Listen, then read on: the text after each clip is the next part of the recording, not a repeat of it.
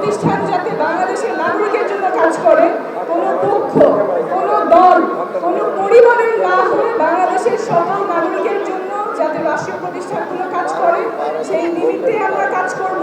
এবং সেই জন্য আমাদের প্রয়োজন একটা নতুন সংবিধান।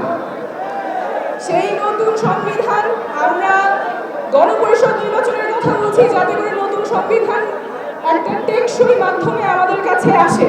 যেই সংবিধান আমাদের অধিকার সংরক্ষিত রাখতে পারে না, সকল জাতিসত্তার অধিকার সংরক্ষিত রাখতে পারে না, রাষ্ট্রীয় প্রতিষ্ঠানগুলো একটা ব্যক্তি বা একটা পরিবারের কাছে কুক্ষিগত হয়ে থাকে, সেই সংবিধানে আমরা আর ফেরত যাব না।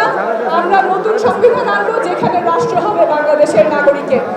সেই সংগ্রামে আমরা ময়মনসিংহবাসীকে পাশে পাবো।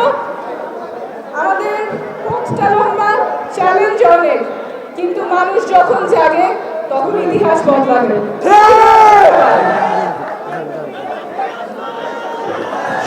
সম্মানিত ময়মনসিংহবাসী,